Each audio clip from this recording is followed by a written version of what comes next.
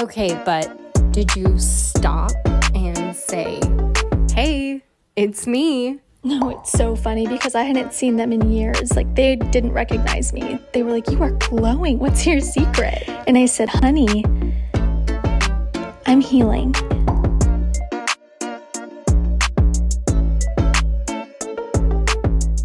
Excited.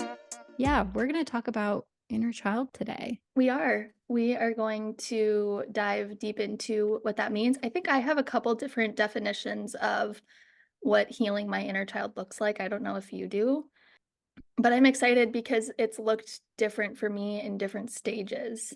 For me, my experience with inner child healing really began during this prayer therapy session that I had in my therapist's office, where the head therapist who owns the practice or clinic, she sat down and kind of guided me through this. And I've been through something like that before with sozo healing, which is basically the same thing, but she was telling me that she can tell that I've been really wounded as a child.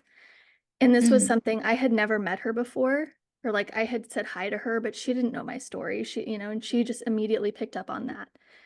And she was kind of guiding me through this. And she's you know, probably around 8 or 9 is when I started to really dissociate and started to have a lot of like emotional trauma responses. And so when she was telling me this, I was like, oh my gosh, this woman's psychic. I don't know, just crazy, Yeah. And so Yeah. she was telling me that she could see that I had this, really wounded inner child, and around 8 or 9, and she had me walk through um things that would honor that part of me. So one of those would be if I'm shopping at Target and I see purple glittery nail polish, to buy it and to wear it and to check in with my 8-year-old self and do things that my 8-year-old self would want to do. And when I tell you that when I tried it, it absolutely did something to me. It was so cool. So I'm so excited to be talking about inner child and healing that. I feel like you have a lot to say. I do. Well, and most of it has to do with the Enneagram, just because I am in fact a 2, which I have a lot of feelings about, but I am overwhelmingly a 2. Good And feelings? Bad feelings? no, I heard it said once that the Enneagram number that you have the most tension with is most likely your own. And just, Yeah. just because I hate that I'm a 2. I think if you look at where they say people in pop culture or history, who they are as Enneagrams, Jesus was a 2. Ooh, interesting. A really healthy 2. Yeah. So, hi, you're up there with a So king. basically I'm Okay? Jesus. Okay. Yeah. So take that back. Okay, I take it back.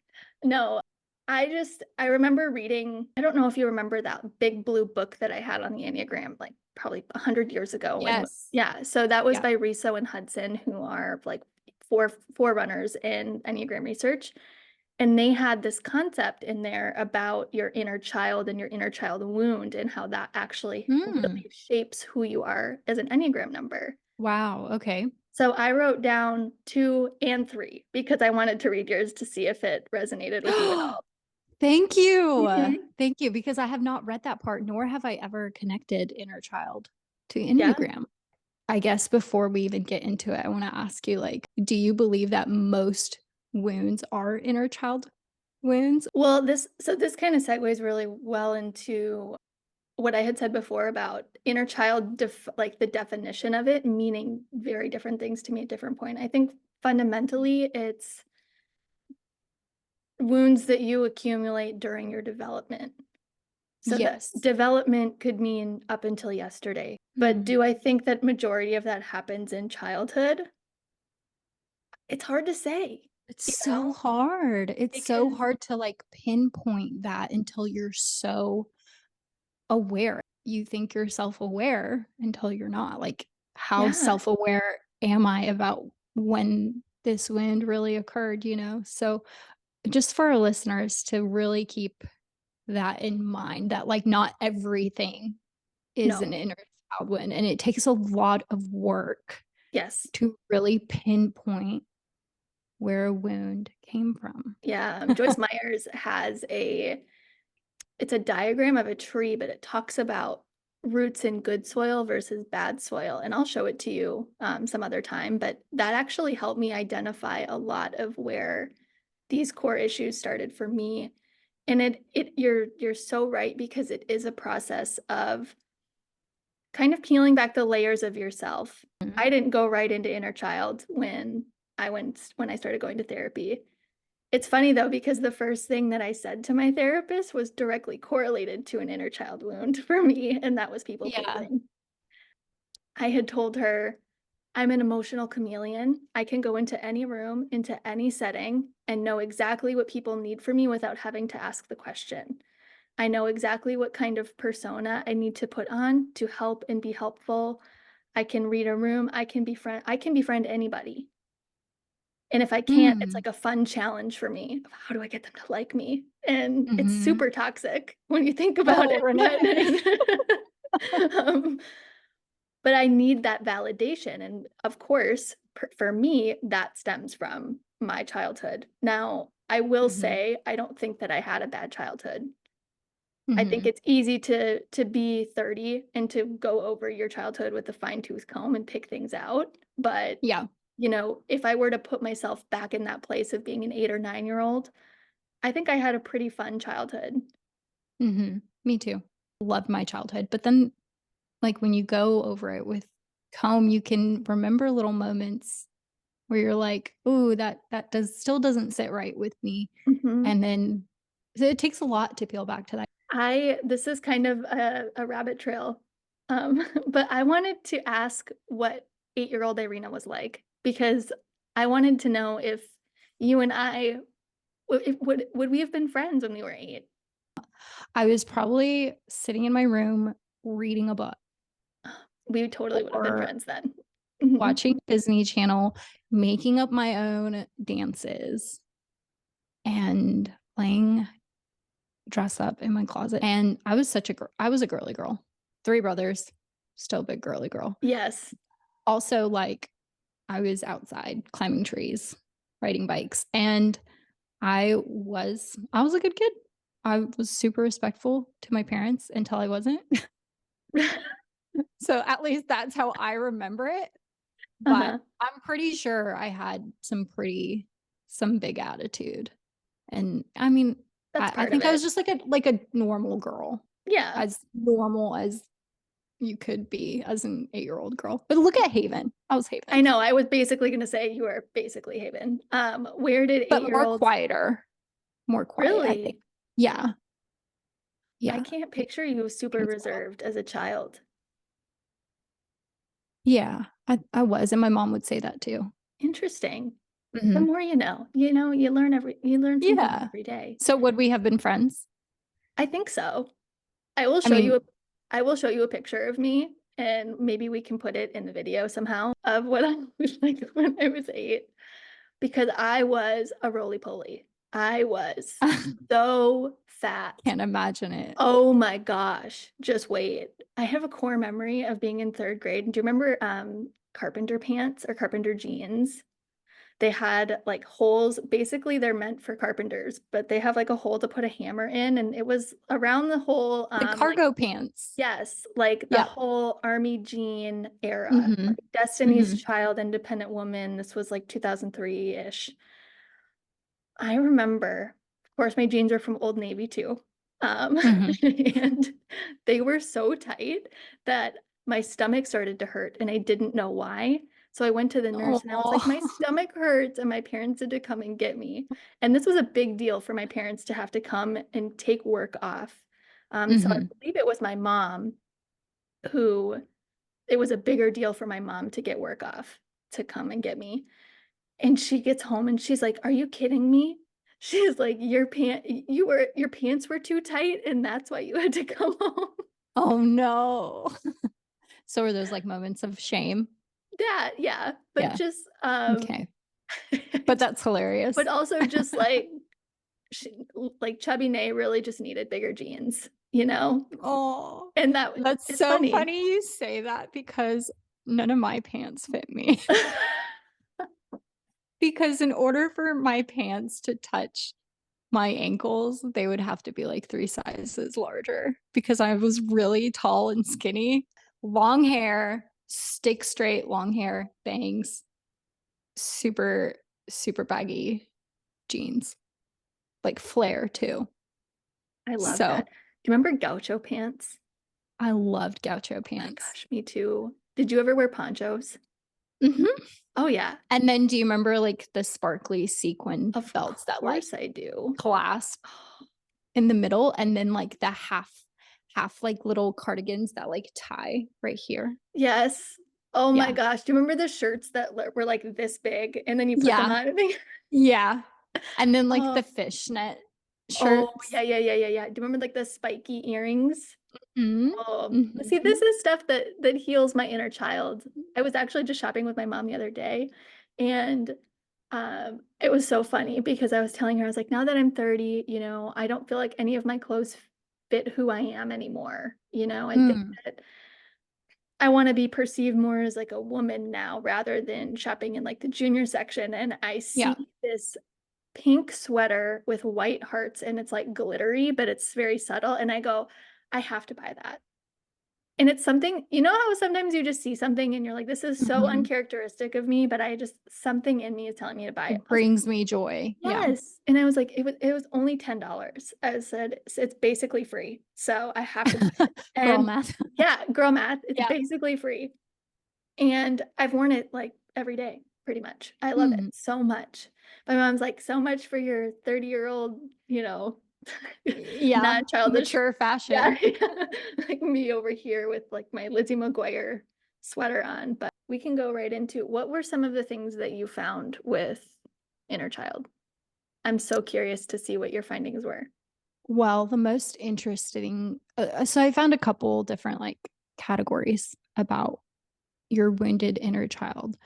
You can have different type of inner child experiences. One, you can have one where you, like, reparent yourself to help be there for yourself to help heal those wounds, and then you can have an inner child moment, like you said, where you just go and you buy yourself that nail polish, allow that inner child of you was that felt repressed a little bit in Mhm. expression to just let her come out to be free, to free that Mhm. inner child. So I found that. And then my favorite thing to look up about the inner child wasn't necessarily like the therapeutic process, because I think that could look different for everyone. Totally. And I found some great ways to reparent or express that inner child. But my favorite thing to look into was the science behind it.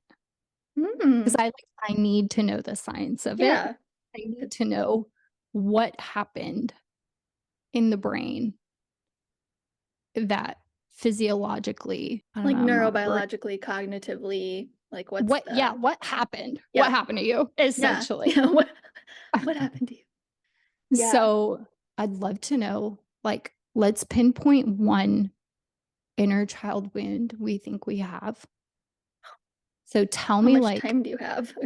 well, and here's the thing, we can, like, go through the process with our own example, you know? Mhm.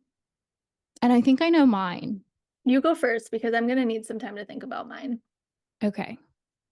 So when I think back Mhm. to an inner child wound, first, the reason I even start thinking about it is because I'm experiencing something right now that I can't get through, that I can't regulate within myself. How does it feel in your Rough. body? Like, how does it materialize in your body? It feels hot inside. You can feel like your body, your heart pounding, just your body and your brain not being able to process. You're in a fight or flight mode and you can't get over it into your processing side. So that's how I know, okay, I'm feeling something that's pretty big that if I here right now consciously can't control it, it's probably something that's really deep, a deeper issue. than what's actually happening in the moment. So if I get in an argument or disagreement and I'm not feeling heard and I'm hurting so badly, and all I can think in my head is like, why can't anyone just understand how I feel? I can pinpoint that back to like a childhood memory of like sitting in my room, or I was so dramatic. I'd go in the closet and just like at the door, be in the dark, head between my knees, and just cry and like just feel like, how come no one understands how I'm feeling? Like, why am I getting in trouble for having such big feelings? I just want a big hug. I just want to be told I'm loved. I just want to be told, like, it's okay. It's okay. I know you're sad, and just be validated for having such immense feelings and intense emotional reactions without feeling like I'm the problem, or like you can't have that, get your act together, aka not being validated for how you For feel in the moment. sure. So yeah, when I peel that back, that's like one inner child wound that I find myself where I find myself reparenting myself in that moment Mhm. and allowing that expression without feeling like I'm not being heard. I wanna read you what Enneagram threes was because you said validation. Um, Oh my gosh. I'm about to and be exposed. this could be very wrong, but I just remember when you said validation, it was like, click. Okay. So this is taken from michaelshahan.com. Um, while working for an image of success, threes are actually shielding an insecure and fearful little Enneagram six. Adult threes likely experienced some kind of instability in their childhood where they felt fearful, but no one stepped in to comfort and ease that fear. These are the kids who were told to toughen up and rub some dirt in it, so they did. They squashed down anxiety and uncertainty, put on a brave face, and set out to show the world that what they were made of, even when they were trembling inside. In health and growth, threes can learn to recognize their fears and anxieties and actually address them instead of pretending they don't exist. They can learn how to cope with things that feel unstable and eventually calm their inner selves and relax, knowing that they are capable and that they have a support system to lean on when they need Oh my god. I it. was not ready for that Mm-mm, exposing. mm-mm. Um, it yeah. I mean, when I think I've told you in previous times, like, when I would get spanked, like, I would purposely force myself to not shed a tear because I was like, "You're not going to see me hurt," even though I'm trembling inside. Wow, that was so good. Yeah. How So often that's mine. yeah, how often do you think that that comes up for you? I think it's like when you have just really, really big feelings and hard conversations, just moments you don't feel understood in like a very, very tough conversation, not like day to Yeah. day. Well, and How about you? I think that kind of brings up a really good point of unrealized triggers. So, I mean, it could be a purple spatula. You have no idea cognitively that Mm. like the link between a purple spatula, but that's what your parents spanked you with, or like something like Mhm. that. It's you don't actually fully remember because your brain has blocked it out for you as a Yeah. protection mechanism for you. Um, for me, the one that I the one that I go to the most is self-abandonment. Mm. Um, and so what I mean by that is I isolate a lot whenever I get really overwhelmed, and this is something that I've really had to intentionally get out of. And I think that as you've known me in previous seasons of my life too, that you could probably see that I like to spend a lot of time alone. And it's deciphering when that's healthy for me and productive versus when that's not. Yeah. So as a child, I was the youngest by 10, 8, and 6 years, and I all of my siblings are half siblings, so I spent a lot of time by myself, and around the age of 8, is when my middle sibling went to college, and she was the only sibling that lived with me full time. And right around this time, my grandparents got really sick, so my mom was always away, and my dad was a workaholic. So I spent a lot of time by myself. Mhm. But I felt like I always had to be the good kid. I couldn't, my parents were going through enough, so I had to be the good kid. Mm. I was so afraid of breaking the rules. I mean, even still sometimes I feel like if I tell my mom something, I feel like I'm gonna get in trouble and there's gonna be repercussions for that. And Mhm. I'm a 30-year-old woman. I can drive halfway Yeah. across the country if I want to. Why do I feel like I'm gonna get in trouble? Um, Yeah. but this sense of self-abandonment kind of goes along with what I was saying earlier about people pleasing. It's needing to feel seen and validated for who I am, or who I project myself to be so that I can feel loved and seen. Ultimately, it's self-abandonment and being who others need me to be. And so when I read the two's inner child, it's crazy because when I read this, it was like, ugh. Okay, Mhm. two's inner child is actually self-centered and jealous Enneagram 4. Adult twos grew up in an environment where self-sacrifice was praised and self-care was frowned on. So they threw themselves at others, making sure everyone else is cared for first. They're secretly jealous that everyone else gets to put their feet up and wishes just once that they could do the same. In health and growth, a two can develop boundaries and begin listening to and tending to their own needs. Instead of fearing that people will stop loving them if they take a step back from constant serving, they will develop confidence that they are worthy of love simply for existing and not because of what they do. There's so many layers to that for me of needing to, but they're all under this lens of needing to be somebody for someone else and needing to be that that shoulder for them. And it's out of a place of passion for me too. I think a lot of that comes from just a heart of really genuinely loving the people in my life.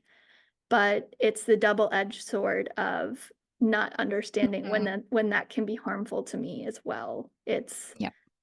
not having a bit empathy without boundaries is self-abandonment, Yeah. and it's creating boundaries for me, but How do you find yourself, like, when you're aware of that, how do you heal that? What do you do? What does that process look like? it looks like going and getting the purple glittery nail polish again and going back to the 8-year-old girl of where I feel like I left myself and kind of backtracking intentionally so that I can find my way back to where I was. So Mhm. you talked about reparenting a little bit Mhm. earlier, and I have that's something that that therapist in that session had taught me about too. If I feel resentment starting to boil up, because that's a huge thing for me. It's one of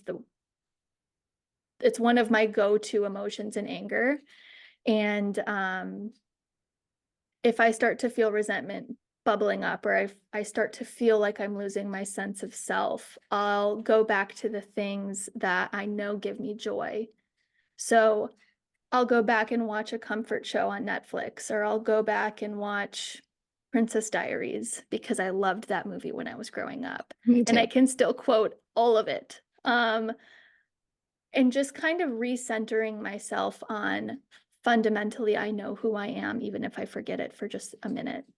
Mhm. And because it's a slippery slope where you can completely forget who you are. And if you don't check back in with yourself, you just go further and further and further away from yourself. And then it's harder to come back. But that's just my experience with it. But So, allowing that, like, inner child part of you to be expressed that mhm. you would hold back. So, Yeah. like, when you were self-sacrificing, instead, you would have gone in well, you said that you had self-abandonment, so you would go hide and watch movies, and so what would you have done otherwise if you didn't have the fear in that moment as a child to go and do or ask for the things you wanted to serve yourself? What would you have done What would I have done to serve myself had I not had feelings of self-abandonment as a child? as a child?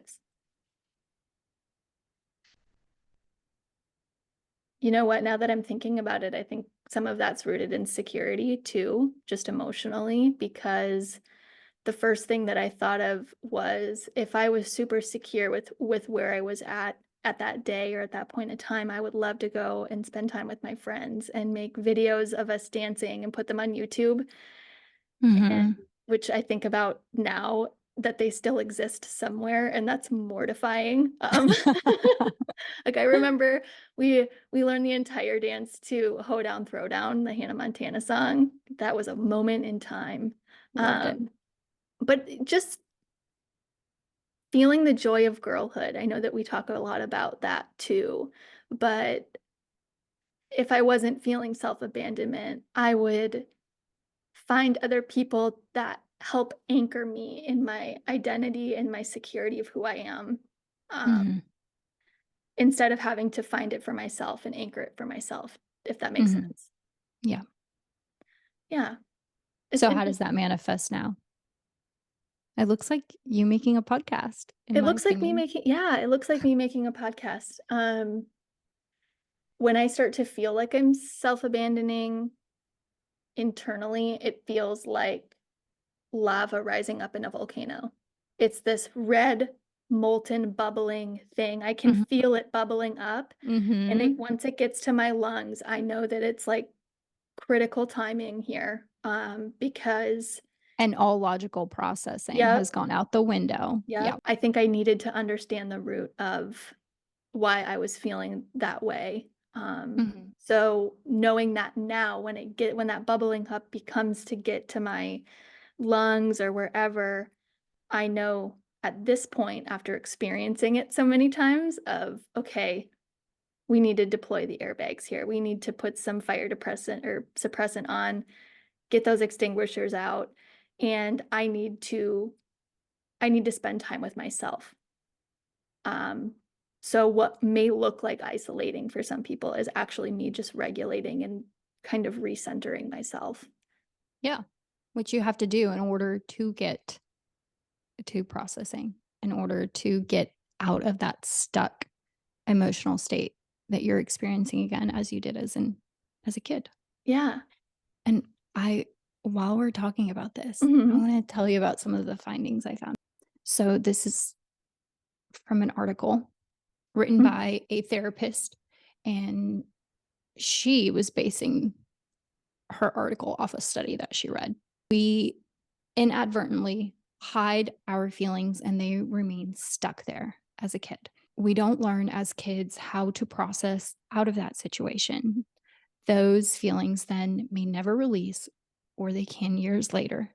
You can release this blocked emotion by assessing within what happened to make me act and feel the way I am now, then addressing that feeling and then giving space to it. So that's kind of the process. But Mhm. where that feeling gets stuck Mhm. is when you look at your brain from bottom up in moments of stress, our brain goes from reactive to responsive. So from the brainstem, when people are having a trauma response, never make it to the cortex part of their brain. Mhm. It goes from your brainstem to the limbic and then the cortex. Mhm. And in the limbic is where emotions get trapped because they found that there's a group of cells in the amygdala, which is the center of our emotional processing, that sometimes don't grow up. So they found there were literally emotions stuck in the center of your brain. And when you're feeling all those feelings, those are your autonomic responses. Yeah. You're Mhm. literally stuck there. I think it's so interesting too that whatever emotion that your brain cannot handle is automatically deferred to be stored in your body. Mm, So talk about having responses that you don't know the root of. it could be that you have backlogged it so much that it's stored in your body, so by the time that you're pulling it up subconsciously into your brain to figure out the root of it, you have no idea. It kind of reroutes that purple spatula concept again of why am Yeah. I feeling this? I have no known memory of why Well, this is like problematic for me. I read that the amygdala stores the visual images of trauma as sensory fragments, which means the trauma memory is not stored like a story.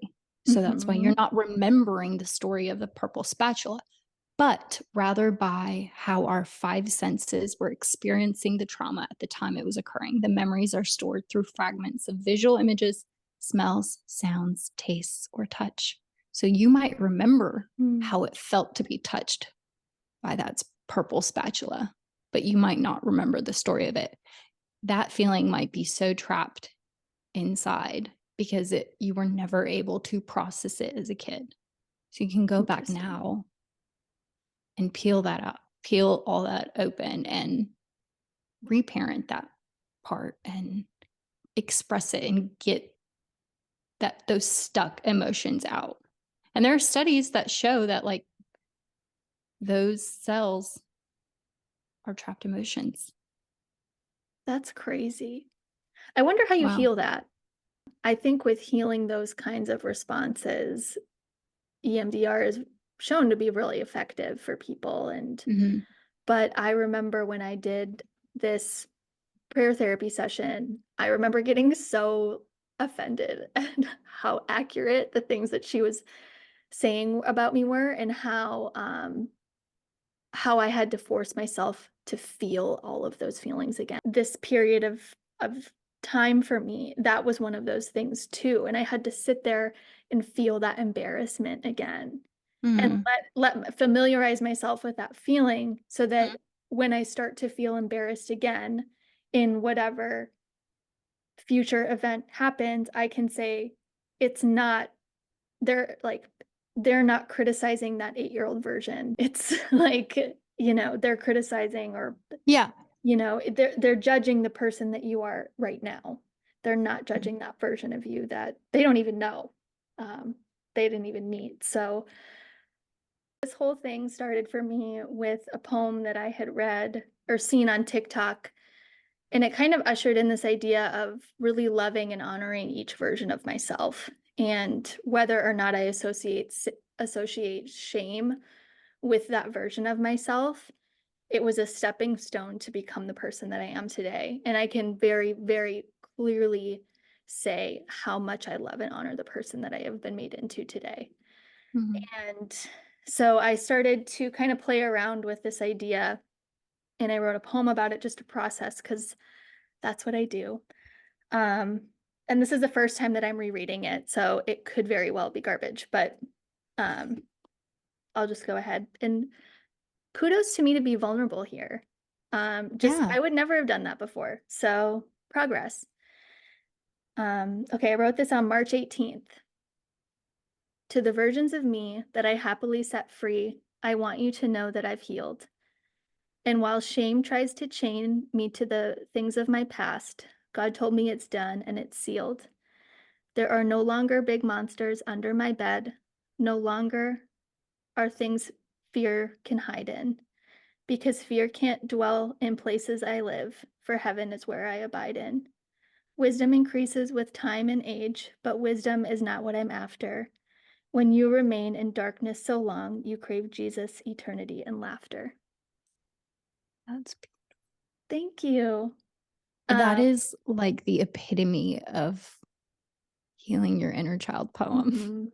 Like Yeah, that embraces everything you go through when you're in that process. That's beautiful. thank you. I think it's important to say that, I think everybody has a version of what heaven is for them, or, Yeah. I mean, I know what that is for me, but it's just the sense of something bigger keeping you here, and Mhm. the sense of purpose that you have here, and the person that you're being made into.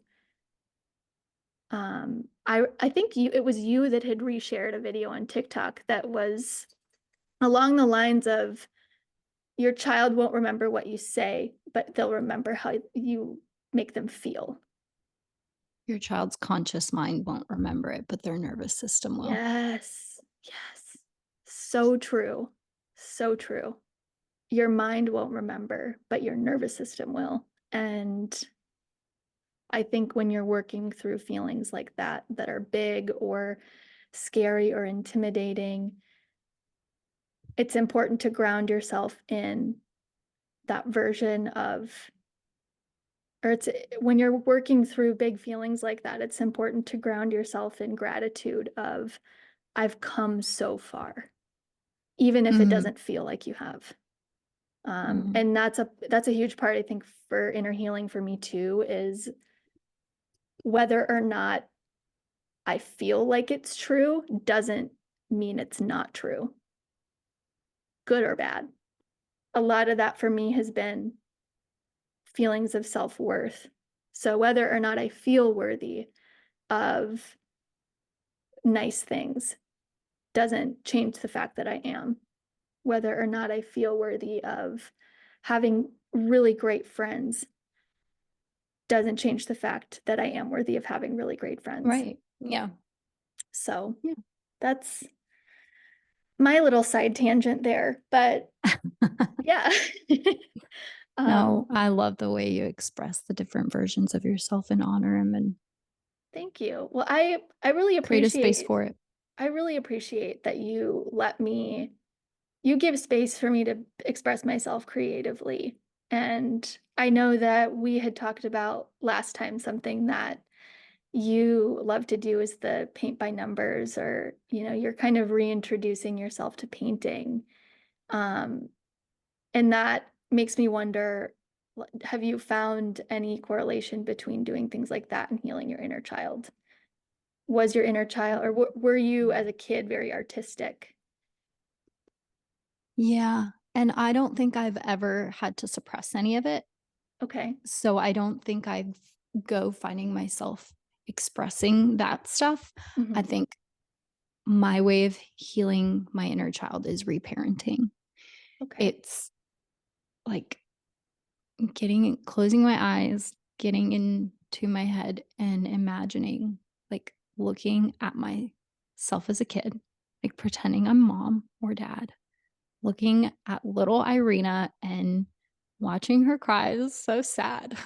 Hmm. Watching her cry, and then or just have big feelings, and then just say out loud, like, what I say to Haven, like, "It's okay. You're safe here. Come get into my arms. I love you." Cry it all out. "You're so important, and I care so much about how you feel." And then just Mm. allowing my inner child to feel validated, and in that moment, I therefore can validate myself, and that's my way of, like, my cortex processing what I'm going through and getting out of that autonomic mode. So yeah, when you were saying that, I was just receiving what you were saying, and I was just like, she should do affirmation ASMR. Like, like you Did are it sound so worthy. It was so soothing. Like I can picture some like meditation music on in the background, and you're just being Oh. like, you are worthy. Well, Oh, you just got an insight to my conversations with Haven in her bed pretty much every day. Almost every day, I just hold her and I that's probably how I reparent myself is by 100%. it. And you know what? This brings me into the next thing that is so fascinating to me about our inner child is, I've been reading this book called Reconciliation: Healing the Inner Child by Thich Nhat Hanh. I don't know if I'm saying that right. Sometimes we carry the inner child of previous generations. But let me tell you the craziest thing. To me, this is wild. So one day, Lockie had just woken up. Haven came in our room and she started blowing up a balloon. He's never seen a balloon blown up. Like, just she wasn't even being crazy. She literally got a balloon and just started blowing it up. He started when I tell you he started freaking out, like, shaking, like, breathing hard, crying, and, like, shaking his head no and, like, pushing the balloon away, and she wasn't even, like, sticking it in his face. We were both just like, "What is going on?" I could tell he was scared, so obviously, I, like, shelter him from watching that, and I'm like, "Okay, clearly he doesn't like that." And then we're like, "Okay, well, that's weird." Like, months later, Haven has this little hedgehog, and in the middle, its tummy is, like, cut out, and there is, like, um, a a ball filled with Orbeez and water, and, like, when you squeeze the Yeah, yeah, hedgehog, yeah, the yeah, belly pops yeah. out. And again, he just started shaking, and, like, Matt was there, and I was like, "Honey, he's done this before with a balloon. He's, like, terrified of rapid expansion." And Matt was like, "That's, like, my biggest fear.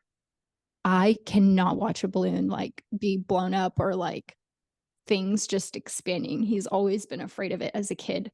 So I like, when I read this in the book that we may carry the inner child of previous generations, it can be stored in our DNA, Mhm. which if it's stored in our brain and we pass that along,